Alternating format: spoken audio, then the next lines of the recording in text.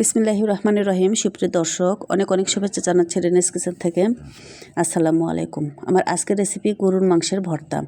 মাত্র ছোটো ছোটো কয়েক টুকরা মাংস দিয়ে যে এত মজার একটা ভর্তা তৈরি করা যায়, একবার বাসায় তৈরি না করলে বুঝতেই পারবেন না। এই ভর্তাটা সেম প্রসেসে খাসির মাংস দিয়েও করা যায়।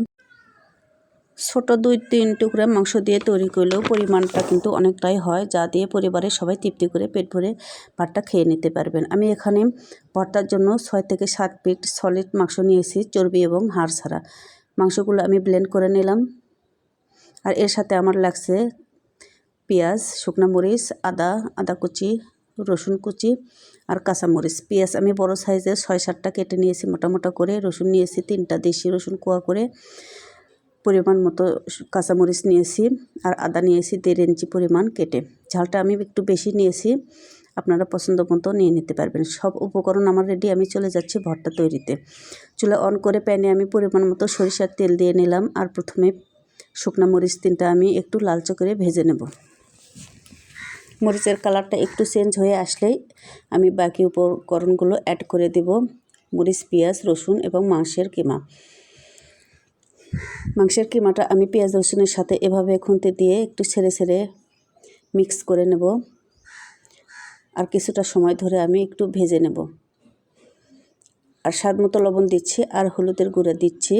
লবণ আর হলুদের গুঁড়া দিয়ে আমি কিছুক্ষণ ভেজে নেব।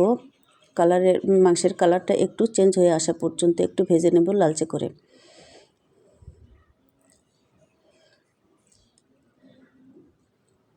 লুকটা এরকম পর্যায়ে আসলে আমি সিদ্ধ করার জন্য 1 কাপ পানি দিচ্ছি। আর এই পানি দিয়ে নেড়েচেড়ে ঢাকনা দিয়ে রান্না করে নেব পানিটা শুকিয়ে আসা পর্যন্ত। গরুর মাংসের আবার ভর্তা হয় নাকি, অনেকের মনে এই প্রশ্নটা থাকতে পারে। আমি আপনাদের বলবো, একবার আপনারা এই ভর্তাটা বাসায় ট্রাই করবেন, তাহলে নিজেরাই বুঝতে পারবেন আসলে এই ভর্তাটা কত মজার। তো আমি ঢাকনা খুলে বাদবাকি রান্নাটা করে নেব। একটু পানি আছে, আমি নেড়েচেড়ে শুকিয়ে নেব আর মাংসটা একটু লালচে করে ভেজে নেব। লুকটা এরকম আসলে এ পর্যায়ে আমি রান্নাটা অফ করে দেব। আর মিশ্রণটা ঠান্ডা করে ভর্তাটা করে নেব ব্লেন্ডার জারে। ভর্তাটা শিলপাটায় করলেও অনেক মজার হয়। আমি ব্লেন্ডার করে নেব আজকে।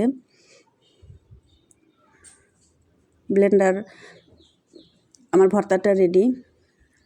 এরকম একটু দানা দানা অবস্থায় আমি রাখছি, একেবারে মিহি পেস্ট করে নিই। তো এভাবে তৈরি হয়ে গেল আমার মজাদার বিফ ভর্তা। মাংস রান্না করতে গিয়ে 2-3 টুকরা মাংস উঠিয়ে রাখবেন আর এরকম মজার ভর্তাটা ট্রাই করবেন। এর জন্য আলাদা করে মাংস কিনতে হবে না। দর্শক, আশা করছি আজকের ভিডিওটি আপনাদের সবার ভালো লাগবে। ভালো লাগলে একটা লাইক দেবেন, সেই সাথে চ্যানেলটি সাবস্ক্রাইব করে রাখবেন। ফেসবুক পেজ থেকে যারা দেখছেন প্লিজ পেজটি ফলো করে নেবেন। ফ্রেন্ডস আর ফ্যামিলির সাথে শেয়ার করবেন। সম্ভব হলে বেশি বেশি লাইক এবং কমেন্টস করবেন। আপনাদের লাইক এবং কমেন্টস আমাকে অনেক অনেক উৎসাহ জাগায় নতুন নতুন ভিডিও তৈরি করতে। আজকে আমি বিদায় নিচ্ছি খেতে খেতে। আপনারা যেতে যেতে একটা লাইক দিবেন প্লিজ। সবাই অনেক অনেক ভালো থাকুন।